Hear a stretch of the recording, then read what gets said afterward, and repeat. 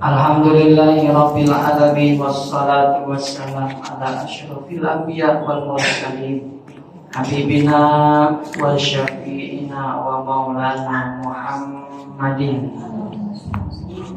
wa ala alihi wa ashabihi wa man tabi'ahum bi ihsanin ila yaumiddin summa amma ba'du. Maka qala Allah ta'ala fi kitabihil karim wa huwa asdaqul qailin.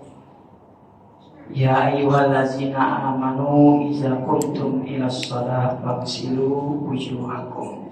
Wa qala Rasulullah alaihi afdhalus shalah wa atammu taslim idza syakka ahadukum fi sholatihi falam yadri kam shalla salasan am arba'an falyatruhish syak. Shadaqallahul azim wa sadaqa Rasulul Karim. Yang sama-sama kita hormati dan kita cintai karena Allah, para orang tua, para sesepuh, para tokoh masyarakat, Bapak Haji, Bu Haji, Bilo Khusus, Pak Nur Hadi, juga MC kita Bapak Haji, Bapak hadirin, seluruh hadirin remaja kita yang tidak dimuliakan Allah Subhanahu wa Ta'ala. Yang pertama, kita bersyukur kepada Allah Subhanahu wa Ta'ala malam hari ini masih diberikan kesehatan, masih diberikan kesempatan untuk bisa menghadiri majelis ilmu kita. Mudah-mudahan niat datangnya kita kemari untuk menambah ilmu wawasan agama kita, kelak ilmu kita dijadikan ilmu yang bermanfaat. Amin ya rabbal alamin. Tidak lupa kita bacakan suratul Fatihah buat sang mu'alif fikih 4 mazhab Dr. Wahbah Az-Zuhaili. Mudah-mudahan dengan bacaan suratul Fatihah Allah jadikan kuburnya raudhah min riyadil jinan.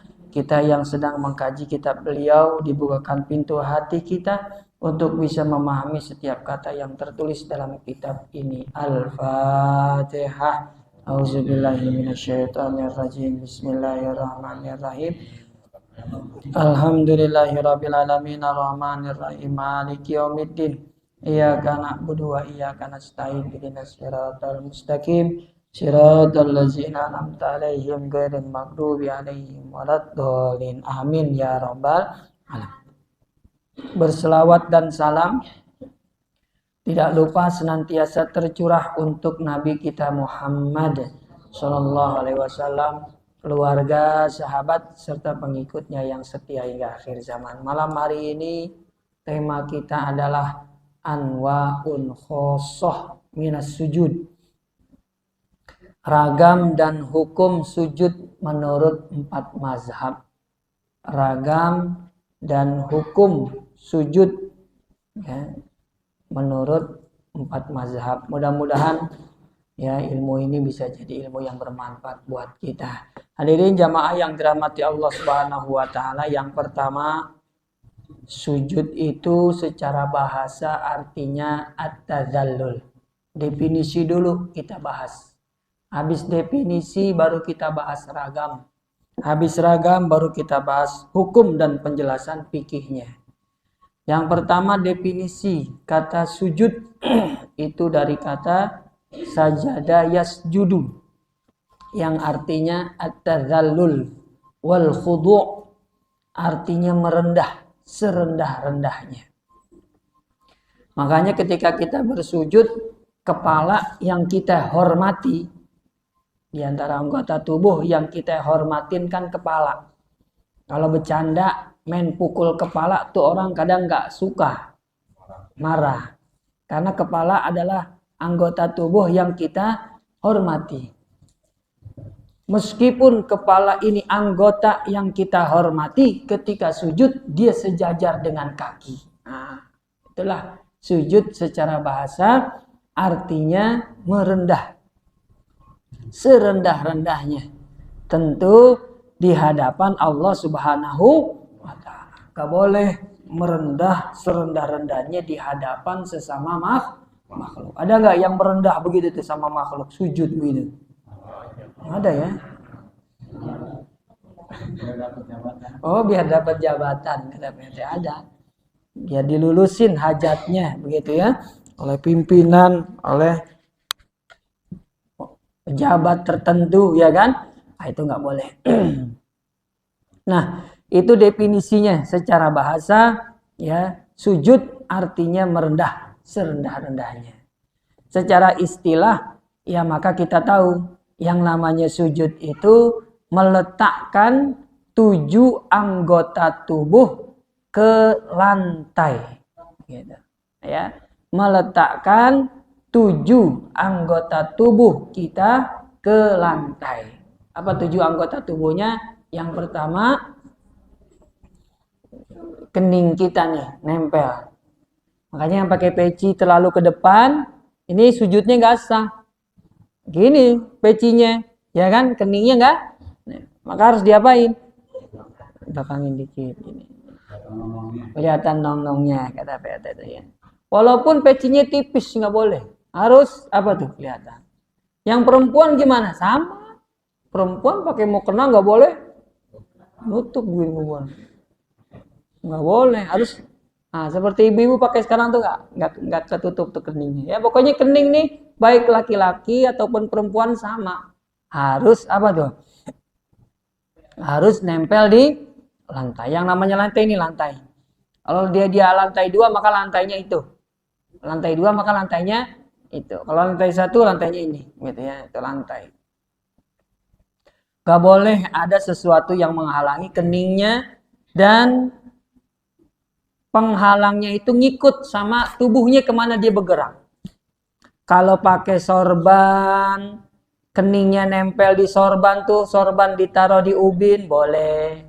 Karena sorban kagak ngikut dengan tubuh kita. Sorbannya ditaruh di mana? Di depan. Sejadah ditaruh di depan. Itu anggota yang pertama yang harus nempel.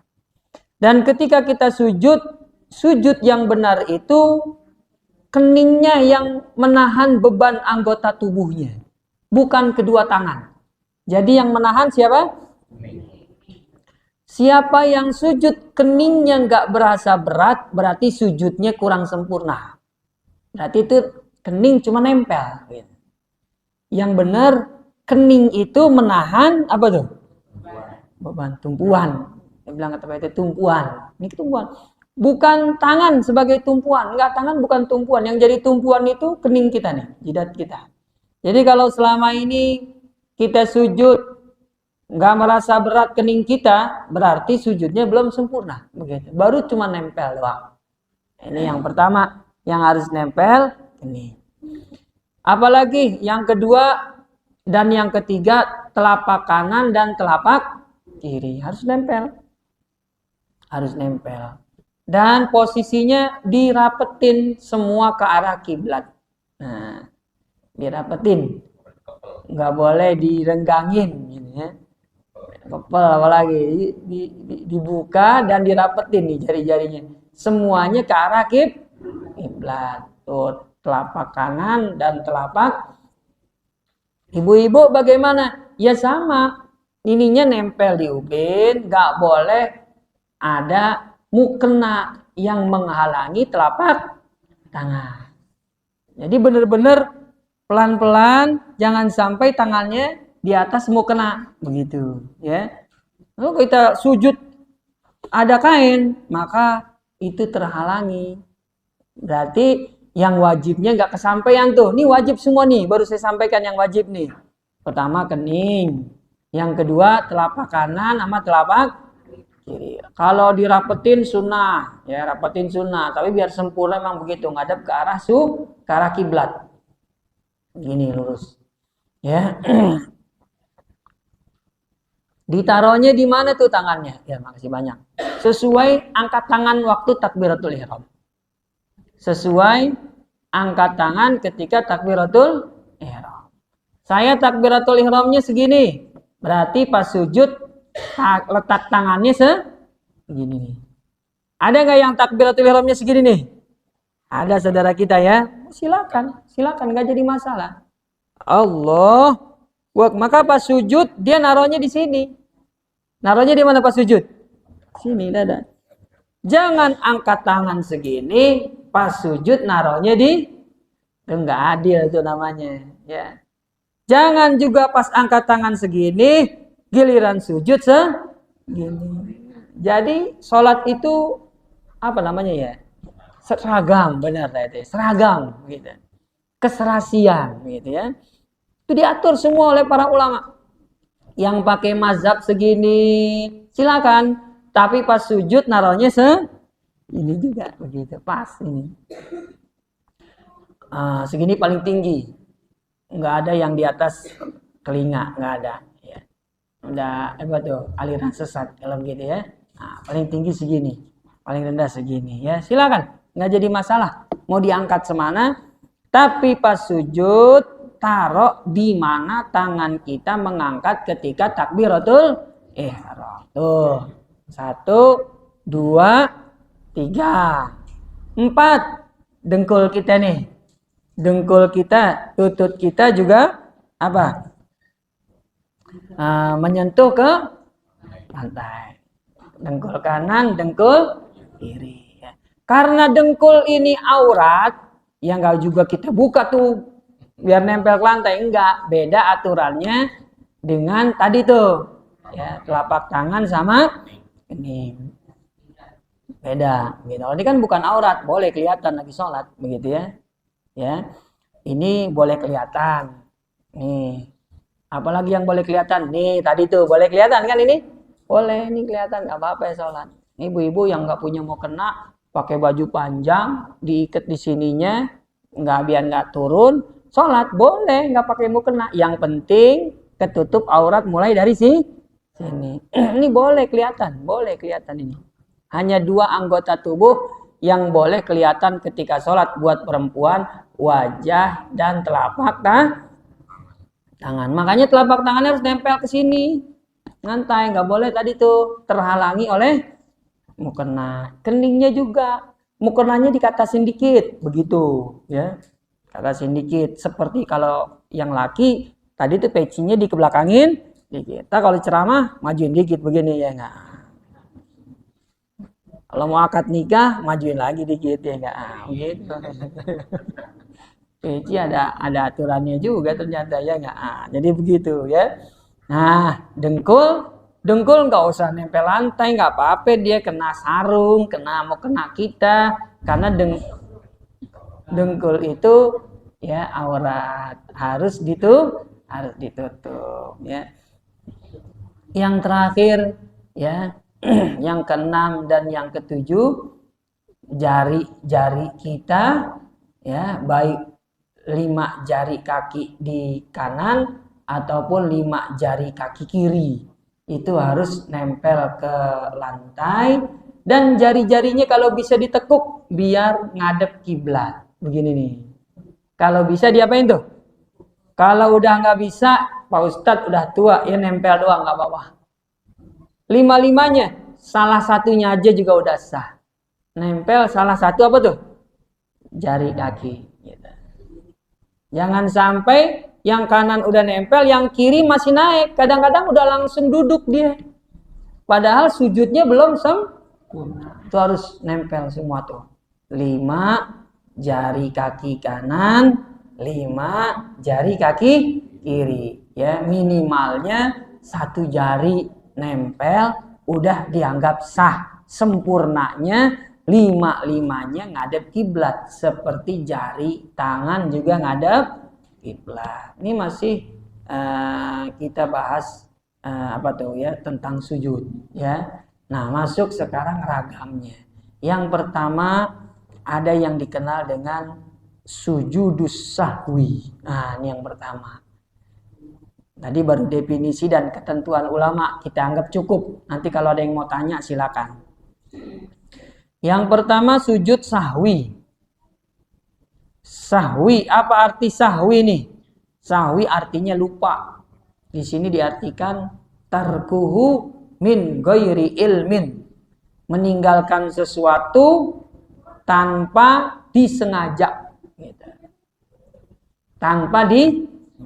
Jadi kalau sengaja lu ninggalin, gak bisa diganti dengan sujud, gak bisa.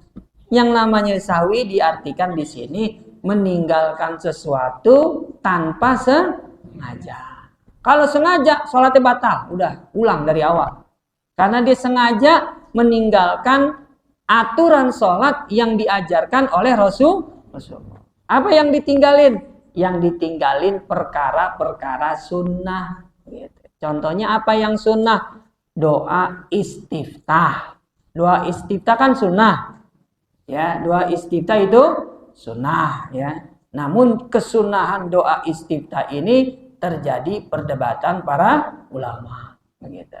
Apalagi yang sunnah-sunnah. Ya, di antara yang sunnah takbir perpindahan, takbir intikal, mengucap Allahu Akbar. Sami Allah waliman hamid, itu semua takbir, perkara sunnah. Apalagi sunnah-sunnah yang lain. Di antaranya membaca surat setelah Al-Fatihah. Rakaat pertama harusnya baca surat, di ruku lupa. Lupanya nggak disengaja. Maka diganti dengan sujud. Gitu. Ya. Doa subhana rabbiyal a'la. Ya, atau Rabbana walakal ham, dia nggak baca, lupa, nggak disengaja, ganti pakai sujud. Tuh yang lupa perkaranya sunnah, tapi nggak disengaja. Kalau disengaja, tinggalin aja udah sholatnya nggak dianggap sah, batal, karena dia telah mendatangkan model sholat yang baru, begitu, yang tidak diajarkan oleh Rasulullah. Pelaksanaan sujud sahwi itu kan kita ingin pernah, kemudian kita salah satu tepat, kemudian karena kita makmum tahu, setelah itu sujud sahwinya itu dilakukan sebelum kita salam atau kita salam? Nah, ini kita baru bahas definisi, udah ditanya praktek yang Pak RT.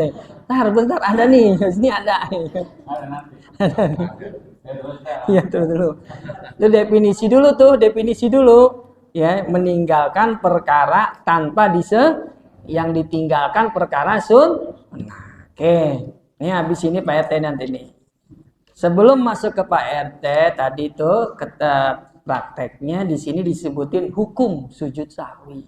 Terjadi perbedaan ulama. Ya, kita cepat aja nih ya. Menurut mazhab Imam Abu Hanifah, sujud sahwi itu hukumnya wajib. Hukumnya wajib. Wajib, bukan rukun, hukumnya wajib bagi dia. Wajib. Jadi kalau ditinggal, misalnya dia harus sujud sahwi. Udah lupa sunnah, lupa sujud sahwi juga. Ada nggak begitu? Nggak sengaja ninggalin sujud sahwi, kelupaan begitu. Malaikat kebangetan banget ini orang, ya nggak? Sujud sahwinya karena hukumnya wajib, maka tidak batal sholatnya. Meskipun sujud sahwinya tadi juga kelupaan. Itu yang disebut wajib menurut mazhab Imam Abu Hanifah. Dan kewajiban sujud sahwi ini Bapak Ibu ya, kalau waktunya masih ada. Kalau waktunya nggak ada, kata Imam Abu Hanifah, nggak usah sujud sahwi. Misalnya nih, kalau saya sujud sahwi, zuhur habis masuk waktu asar, nggak usah sujud sahwi, begitu. Langsung aja salam, nggak usah pakai sujud. Kalau waktunya mepet, begitu. Kalau sholatnya sholat Jumat dan sholat hari raya, Idul Adha, Idul Fitri, nggak usah juga dilakukan sujud sahwi. Itu lagi-lagi dalam mazhab Imam Abu. Jadi kewajibannya itu gugur. Yang pertama, kalau waktunya mepet. Yang kedua, kalau sholatnya sholat Jumat sama sholat hari, karena bisa jadi yang di belakang nggak ketahuan nanti. Kok imam takbir lagi, ngapain tuh, kita baru tahu. Makanya nggak usah sujud.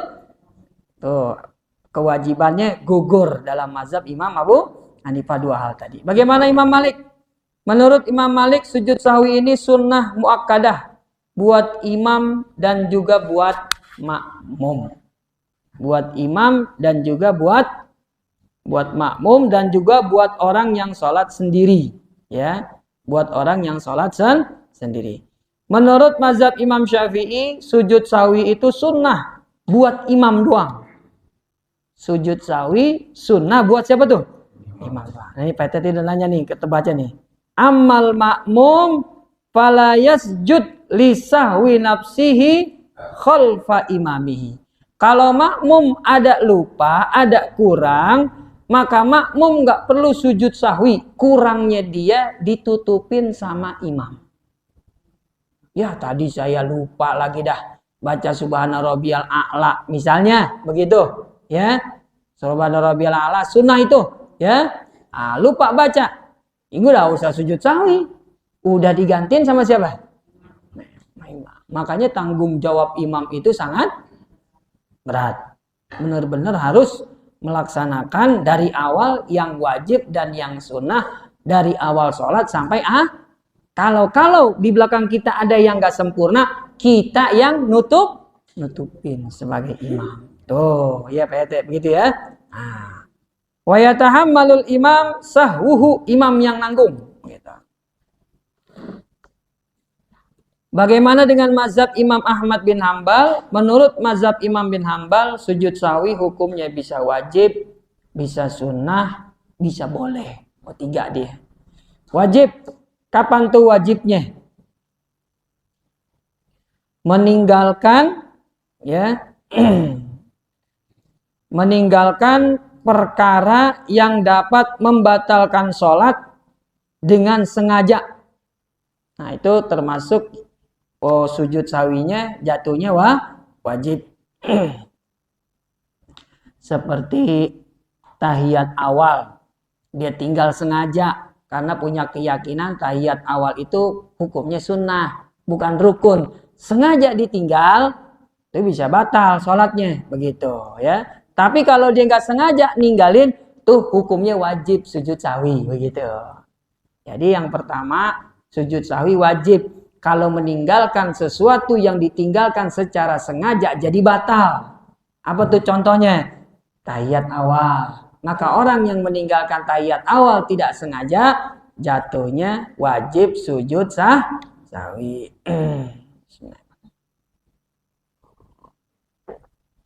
Wa katar tasbih, atau meninggalkan kalimat tasbih subhanakallahumma, ya, dalam ruku maupun dalam sujud, maka dia wajib tuh juga sujud wajib tuh. Contohnya tuh banyak contohnya di sini. Ragu dengan jumlah rokaat, wajib sujud sahwi. Yang sunnah yang mana sunnah? Yang sunnah kata Imam Ahmad bin Ambal, in ata biqaulin masyru'in fi ghairi maudhi'ihi, mengucapkan zikir di tempat yang salah. Tahiyat awal harusnya bacanya kan at-tahiyatul mubarakatus sholawatut thayyibah, dia bacanya Fatihah. Alhamdulillahirabbil alamin. Enggak kerasa tuh. Pernah enggak begitu kira-kira? Lagi tahiyat bacanya Fatihah. Kadang kita ngalamin begitu, ya. Sadarnya pas sampai misalnya, kok baca Fatihah? Ini kan lagi tahiyat, begitu. Maka ibu sudah membaca sesuatu di tempat yang salah. Berarti nambahin apa enggak tuh? Nambahin kan? Berarti nambahin. Ya, maka kata Imam Ahmad bin Hambal, ini hukumnya sunnah. Dia sujud sahwi. Ghairi salam, kecuali ucapan salam. Kalau ucapan salam nggak bisa diganti dengan sujud sahwi, sholat dari ulang. Sholat dari ulang. Karena ngucapnya assalamualaikum warahmatullah. Assalamualaikum. Lah baru 2 rakaat, iya lupa. Ya, gitu. Ngulang dari awal. Kalau dalam mazhab Imam Syafi'i lanjut begitu.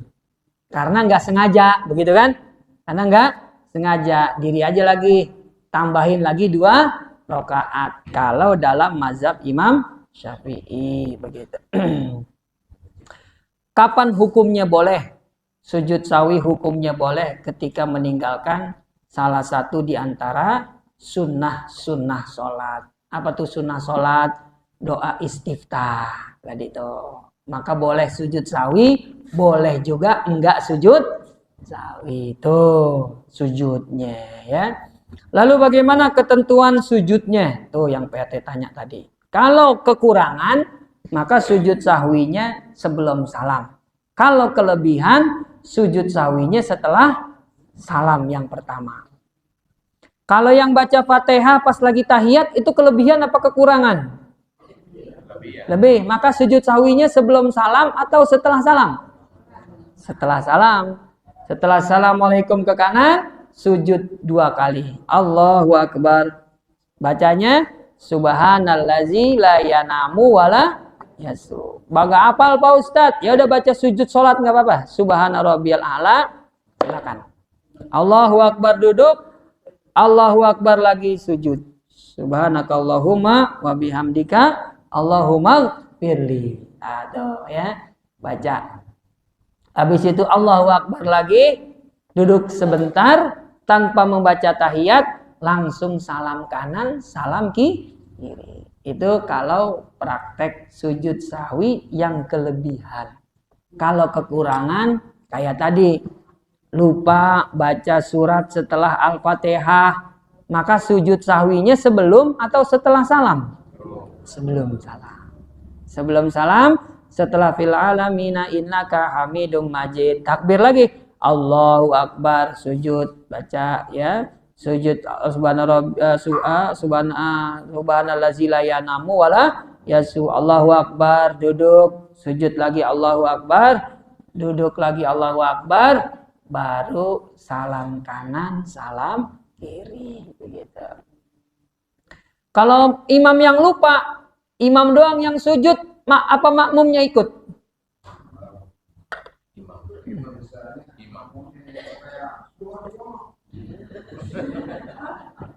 Bagus.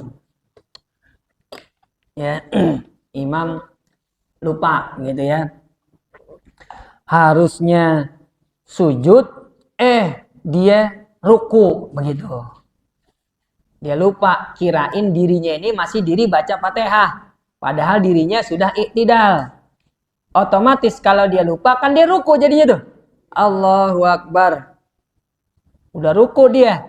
Makmum ngingetin kan? Subhanallah. Oh salah. Berarti dia langsung sujud.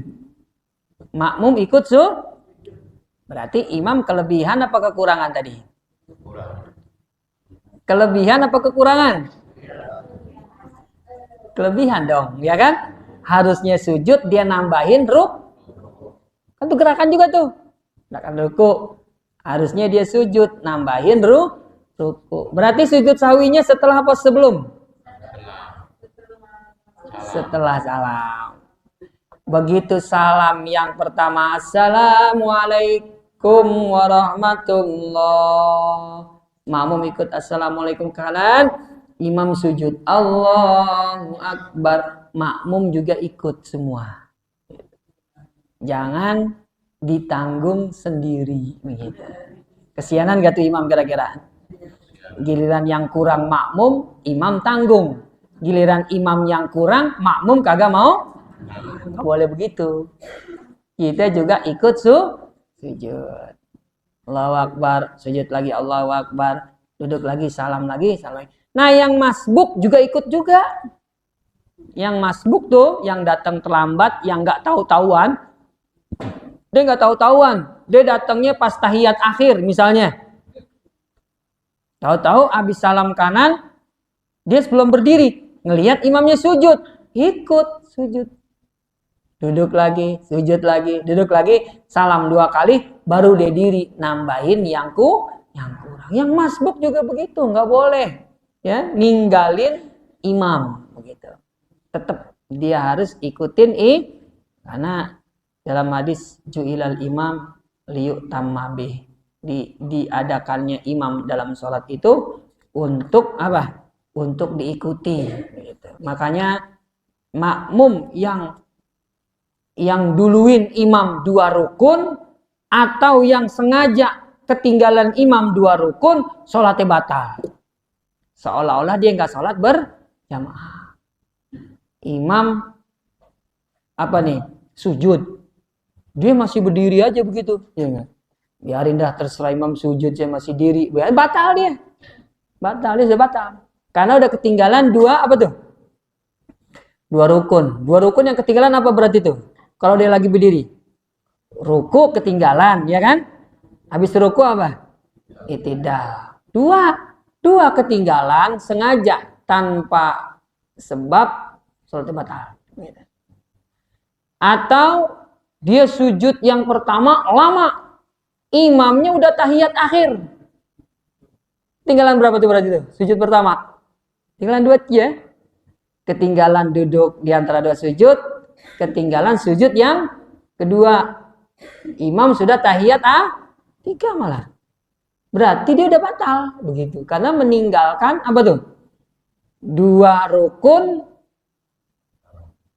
dalam sholat berjamaah secara sengaja. Pak Ustadz, dia nggak sengaja, dia ketiduran ternyata. Karena capek banget hadirin ya. Malam habis kegiatan, baru tidur jam 2, begitu sholat subuh, sujud rakaat kedua, sujud pertama dia ketiduran. Orang yang tidur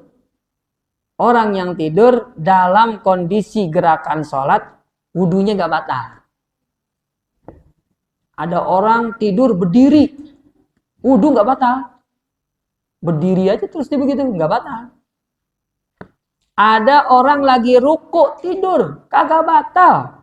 Selama dia tetap, begitu juga sujud. Selama dia sujud, wudunya nggak batal. Kan kadang-kadang orang tidur kita senggol, bang, kok nggak bangun-bangun, dia jatuh, batal berarti. Jatuhnya karena berubah dari sujud. Udah posisi. Tapi kalau dia sujud terus sadar sendiri, bangun dia, wudunya nggak batal. Iya. Kalau sholat Jumat itu ada orang tidur. Sudah komat masih begini. Udah bangun jatuh dia.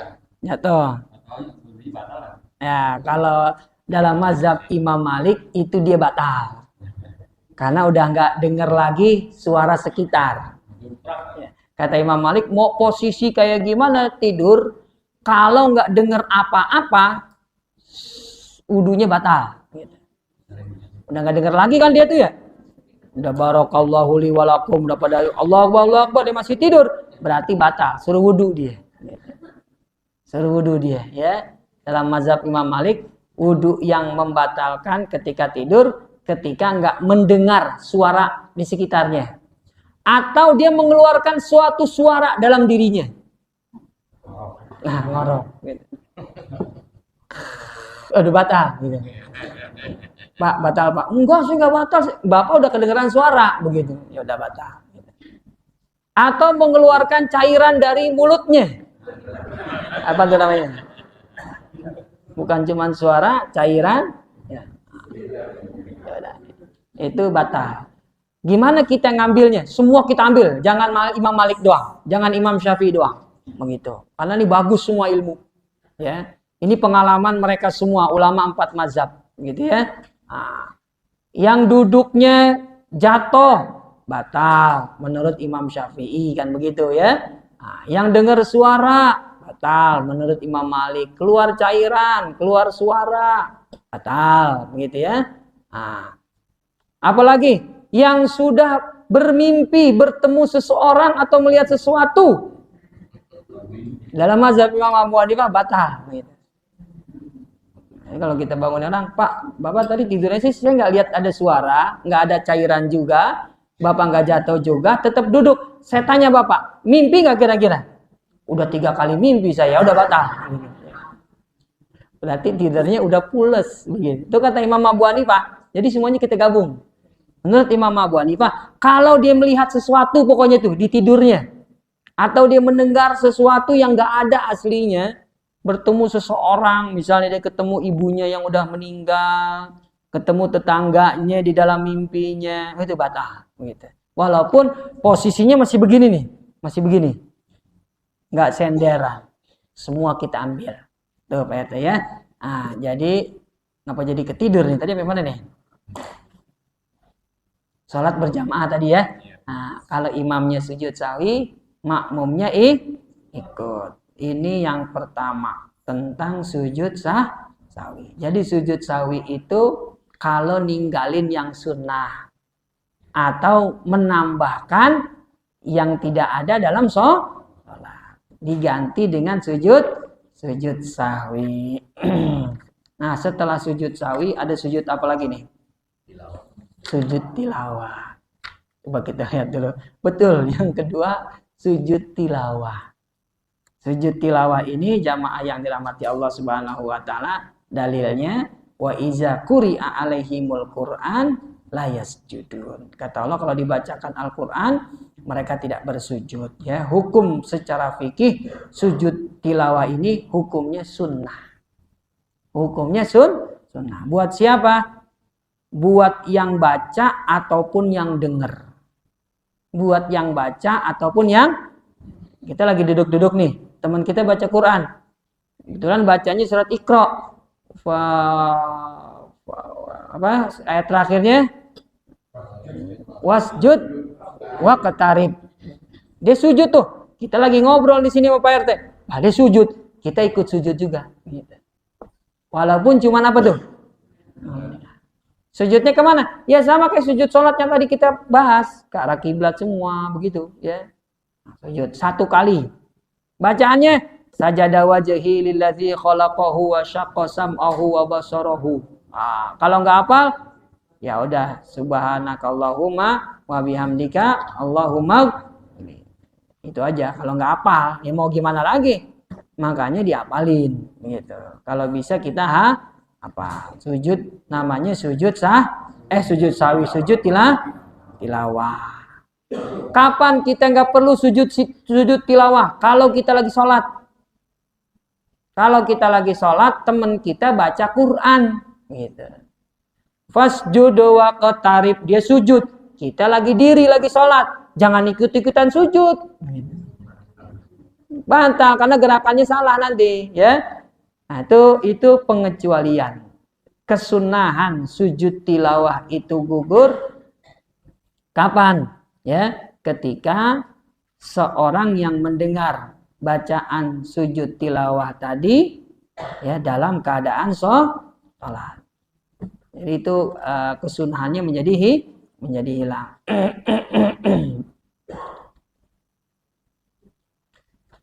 Dan syarat-syarat sah sujud sahwi ya sama ya seperti sujud tilawah, sama seperti sujud yang lain ya, harus dalam keadaan suci ya, berwudu ya. Nah, kemudian menghadap kiblat, meletakkan 7 anggota badan. Maka wanita yang haid tidak disunahkan sujud tilawah. Bayang berarti kalau sunnahnya wudu dulu, orang tersebut selalu menjaga wudu. Ulama terdahulu selalu menjaga ya. Imam Abu Hanifah wudunya nggak batal dari isya sampai subuh gitu. Berarti dia nggak tidur itu dan nggak melakukan hal-hal yang membatalkan wudu. Jamaah dulu Pak biasa begitu ya. Nah, kalau kita wudu dulu membatal mulu kita ya nggak, berbeda ya. Nah, sujud yang terakhir yaitu sujud syukur. Benar sekali Pak Guru ya. Nah, jadi ada sujud yang terakhir sajdatus syukur. Hukumnya apa? Tustahab indal jumhur ya. Hukumnya sama. Sunnah menurut jumhur, makruh menurut Malikiyah. Ini pemahaman baru kita nih.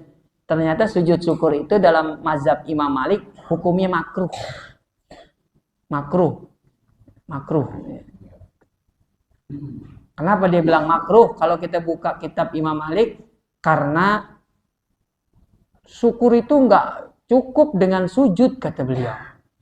Syukur terhadap nikmat itu yang Allah berikan nggak cukup kita sujud. Terus bagaimana Tuan Imam Malik? Sholat 2 rakaat. Begitu. Jadi nggak apa ya? Menurut beliau tuh kurang lengkap gitu, kurang enak begitu ya, kurang afdol. Kalau Allah kasih nikmat cuman sujud doang, masa begitu?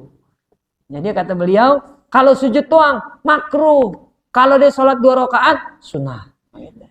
Berubah menjadi sunnah ya.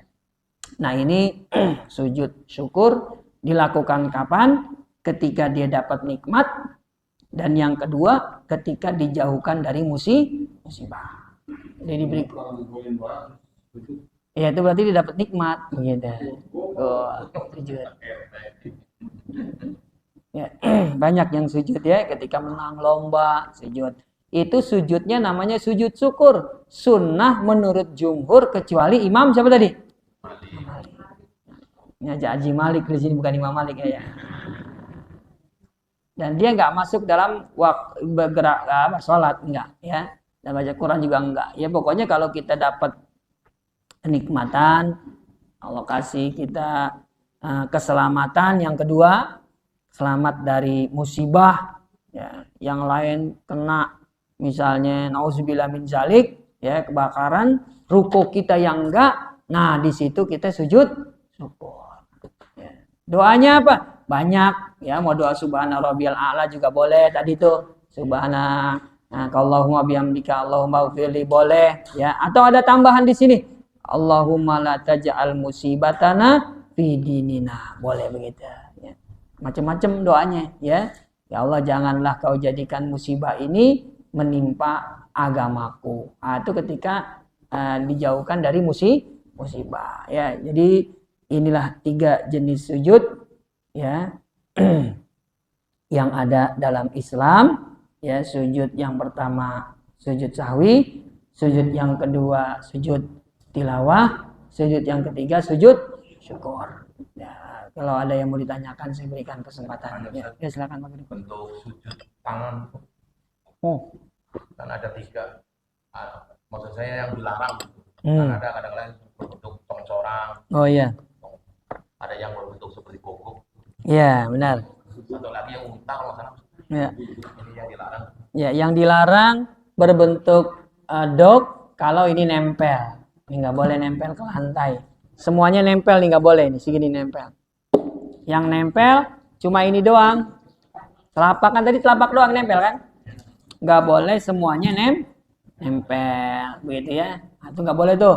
Sujud yang kayak gitu dilarang dalam agama. Sunnahnya diangkat sampai kata sahabat itu anak kambing lewat di sini nih.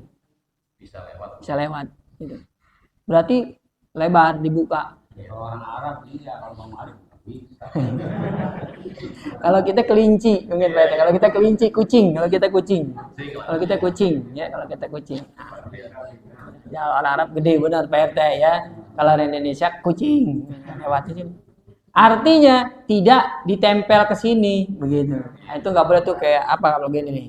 Ya, nempel nggak boleh, ke ubin juga nggak boleh dibuka. Dan dibuka ini dulu bisa kita lakukan pas lagi pandemi. Jaraknya jauh-jauh. Yang satu di sini, yang kedua di sono, jauh gitu ya kan. Pak sinian Pak, enggak, Covid begitu ya. Nah, jaga jarak. Bisa tuh kita begitu. Kalau sekarang bisa nggak kira-kira? Bisa, habis kepala orang kita tindihin begini ya enggak? Jadi kita angkat dikit aja, sekedarnya doang.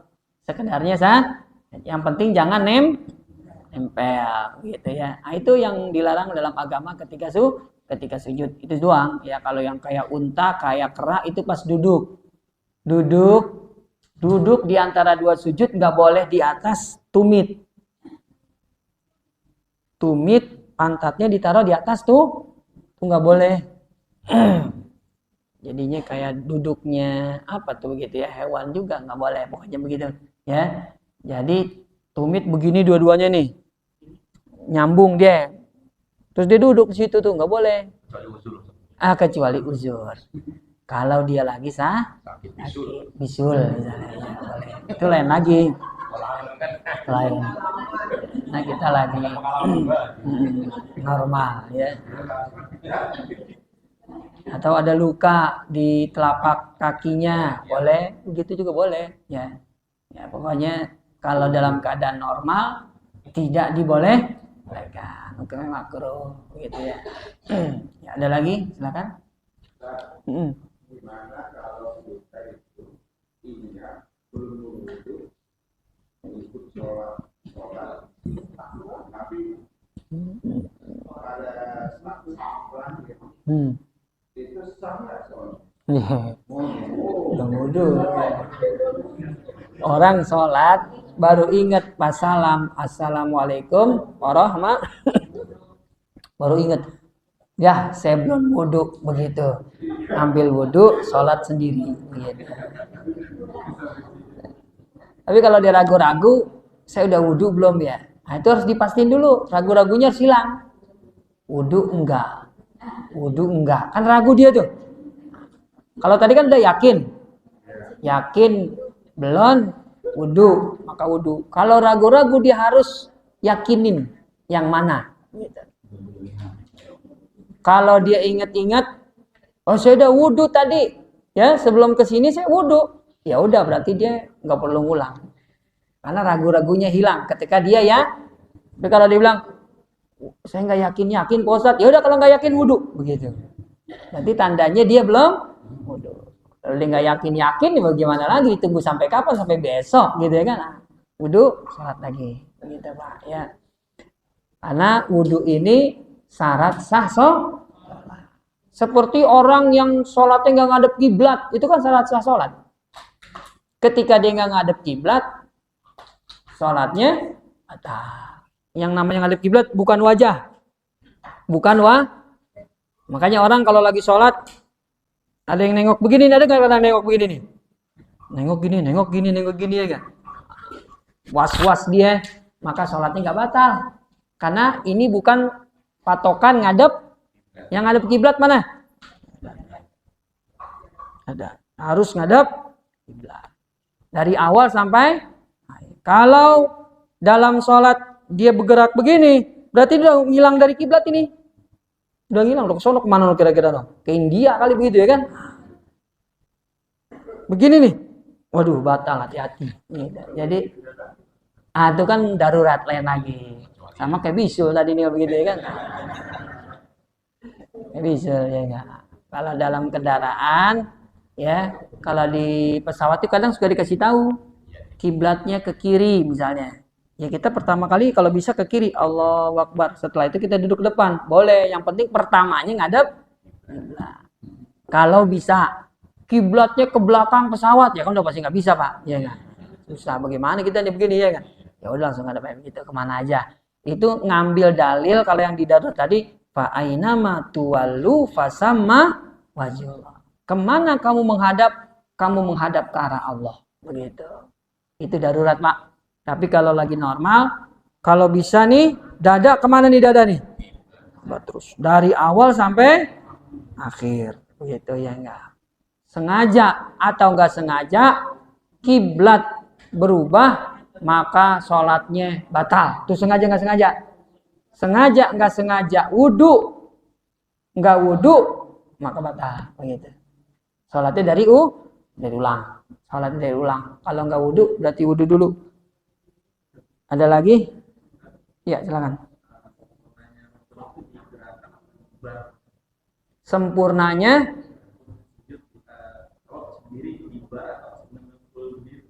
bar kita ya, bukan bar imam ya. Allahu Akbar ya, pas sempurnanya pas selesai ngucapin bar gitu. Ada yang belum bar tapi belum diri tapi udah bar. Ya itu kurang sempurna gitu. Itu enggak serasi namanya ya. Apakah sholatnya batal? Enggak batal. Itu enggak membatalin, hanya tidak sempurna saja ya. Iya, meleduk duluan tuh. Jadinya harusnya serasi seirama. Wallahu a'lam bishawab. Demikian, mudah-mudahan jadi ilmu yang bermanfaat. Mohon maaf bila mana ada kekurangan dan kesalahan. Assalamualaikum warahmatullahi wabarakatuh.